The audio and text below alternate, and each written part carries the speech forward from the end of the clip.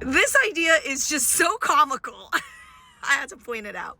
So I was a landlord, and I still am, except now I do short-term Airbnbs. But before, when I did long-term rentals, I did it in areas that were good and bad. And I had issues with a lot of tenants who weren't paying their rent. And so in cases when tenants don't pay their rent, the conversation that we're having is mostly centered around, hey, how are you? Hope you're well. I have not received the rent. What's happening?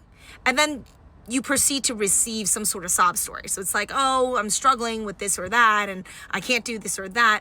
And sometimes this could be, these are not expensive homes. These are like $1,200, $1,300, $1,500 for areas like Chelsea, Massachusetts, which is pretty expensive, right? So Massachusetts, $1,800 for a 2-bedroom in Chelsea isn't exorbitant. It's actually a decently good deal. And the homes that in Baltimore were like $1,200 for like a 3-bedroom, 2.5 bath. $1,200. That would arguably be really cheap for 3 people to split, assuming you're getting a 3-bedroom. So anyways, my point is, you call up your tenant and they're like, I can't pay you your rent. What's the next step? You try to resolve that. Either we go to eviction or you pay and you get topped up. If that's a relationship that it's a pretty good relationship, sometimes you try to work it out. But usually what happens is they fall behind, and they never catch up. This is 80% what happens. It's very rare that someone catches up.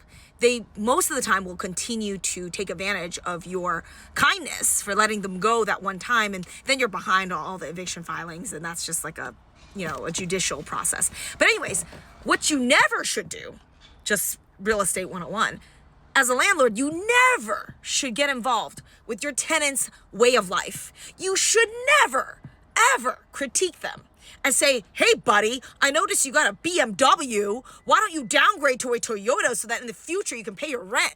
You never, ever should be educating your tenants on their way of life. How they live life is their business. You do not talk about it. That's not your place. You could be sued for that kind of shit.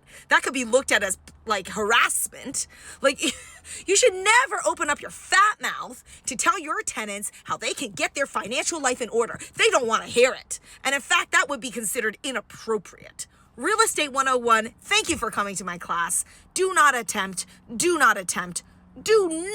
ever attempt this, never, because it's just wrong. You never should open up your mouth to tell anyone, much less your tenant, on how to live their life and get their finances in order.